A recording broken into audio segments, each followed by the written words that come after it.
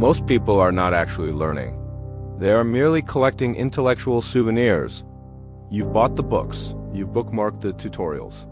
You felt that rush of dopamine when you hit save, mistaking the access to information for the acquisition of skill. But when the pressure is on, when the market demands a result or the room requires expertise, you realize you are hollow. In Japan, there is a word for this kind of superficiality. But more importantly, there is a way out. It's not a hack. It's a restructuring of your nervous system. If you're here for a shortcut, leave. This is about the violent commitment to becoming undeniable. The modern mind is addicted to the aha moment. We live in an era of conceptual competence. This is the psychological trap where you understand a theory so well that your brain tricks you into believing you can execute it. You watch a video on power dynamics and you feel powerful. You read a book on deep work and you feel productive. But you haven't changed. Your gray matter remains identical to the version of you that knew nothing. The uncomfortable truth? Information is cheap. In fact, in the age of AI, information is a commodity with a value approaching zero. The only thing that maintains value is embodied knowledge. Most ambitious people are frustrated because they are smart, yet they are being outpaced by those who seem less intelligent but more effective. It's because the smart person is stuck in a loop of consumption, while the effective person is navigating the friction of reality. You are overeducated and underpracticed. You are a librarian of theories in a world that only pays for architects. To understand how the elite actually learn, we have to look at Shuhari Shopoli. It is a martial arts concept, but it is the blueprint for world-class mastery in any field from hedge fund management to neurosurgery. Stage 1. Shu, protect, obey. In the West, we are obsessed with innovation and finding our own voice. We want to be unique before we are even competent. This is an ego trap. In the Shu stage, you are a slave to the form.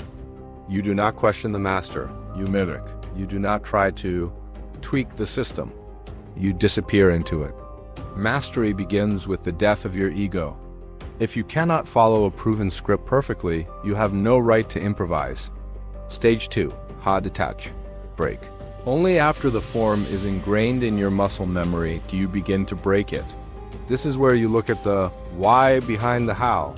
You begin to see the cracks in the traditional wisdom. You integrate outside influences. This is the stage of strategic rebellion.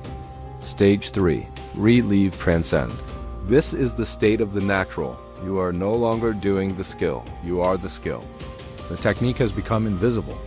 The reason you are stuck is that you are trying to reach re-transcendence while skipping Shu, discipline. You want the freedom of the master without the boredom of the apprentice. Here is the counterintuitive truth. Understanding is the booby prize. In the Japanese tradition of takumi, master craftsmanship, they don't care if you understand the concept. They care if your hands know what to do when your mind is tired. We've been taught that learning is a cognitive process. It's not. Learning is a physiological adaptation. True learning is the process of turning conscious effort into unconscious reflex. If you have to think about how to negotiate, you've already lost the negotiation. If you have to remind yourself to be disciplined, you aren't disciplined, you're just performing an act of will.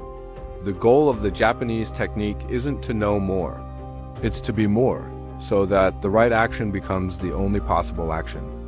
How do you apply this without falling into generic productivity advice? Use the triad of Shingai-Tai mind, technique, body. 1. Shin, mind, spirit, the emotional regulation of boredom. The elite differentiate themselves by their relationship with boredom. Most people quit a skill when the novelty wears off. You must view boredom as a gatekeeper. On the other side of boredom is the deep technical proficiency that 99% of your competition will never see. 2GI, technique, the micro-iteration. Stop trying to learn the subject. Start mastering the micro-movements. If you're learning sales, don't study persuasion. Study the first 4 seconds of a phone call until you can do it in your sleep. Master the component parts, and the whole will take care of itself. 3-Tai, body, action. The physicality of learning. You cannot learn deeply through a screen alone. You must introduce physical stakes or real-world friction. If you are learning a language, go to the place. If you are learning business, sell something today.